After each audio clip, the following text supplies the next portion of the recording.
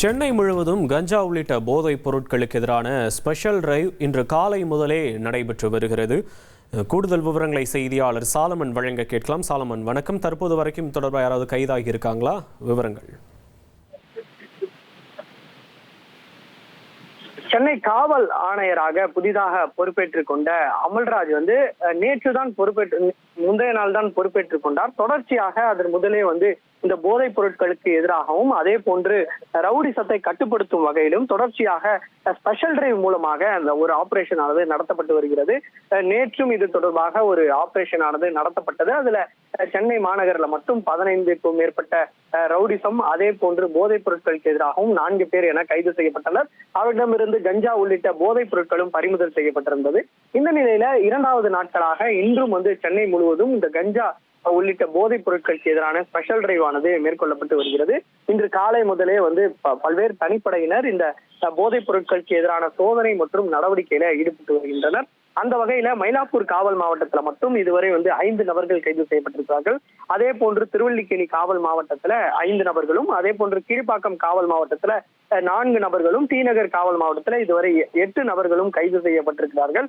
குறிப்பாக ஏற்கனவே கடந்த 20ஆம் தேதியும் இதே போன்று சென்னையில ரவுடிகளுக்கு எதிரான ஸ்பெஷல் ஆபரேஷன் டிரைவ் ஆனது நடத்தப்பட்டிருந்தது. இந்த ஆபரேஷன்ல சரித்திர பதிவேடு குற்றவாளிகள், ரவுடிகள் மற்றும் கட்ட பஞ்சாயத்து செய்த நபர்கள் என மொத்தம் 234 நபர்கள் கைது செய்யப்பட்டிருந்தனர். அவரிடமிருந்து 21.4 கிலோ கஞ்சா மற்றும் 1070 வலி நிவாரணி மாத்திரைகளும் பறிமுதல் செய்யப்பட்டிருந்த நிலையில இன்று 2வது நான்காக மீண்டும் இந்த ஆபரேஷன் ஆனது செய்யப்பட்டு வருகிறது. நேற்று தமிழகம் முழுவதிலுமே இந்த போதைப் பொருட்களுக்கு எதிராகவும் அதே போன்று ரவுடிசத்திற்கு எதிராகவும் ஒரு சோதனையானது மேற்கொள்ளப்பட்டு அதிலையும் பல்வேறு நபர்கள் 1000க்கும் மேற்பட்ட நபர்களும் கைது செய்யப்பட்டு அவர்களிடமிருந்து போதைப் பொருட்களும் பறிமுதல் செய்யப்பட்டது. ஏனென்றால் தாம்பரம் அருகே ஒரு இரட்டை கொலை சம்பவம் நடைபெற்றது. அதே போன்று பொன்னேரியில ஒரு 15 மணி நேரத்துல 2 நபர்கள் வெட்டி படுகொலை செய்யப்பட்டிருந்தனர்.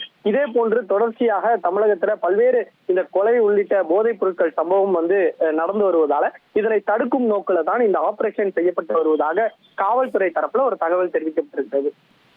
உங்களுடைய விவரங்களுக்கு நன்றி சாலமன். 1,28,00,000 மனங்களை வென்ற தந்தி டிவி யூடியூப் சேனல். தவிர்க்க முடியாத தம்ப்நெயில், கலக்கலான கான்டென்ட்ஸ். நீங்களும் இந்த குடும்பத்தில் இணைய இப்பவே சப்ஸ்கிரைப் பண்ணுங்க.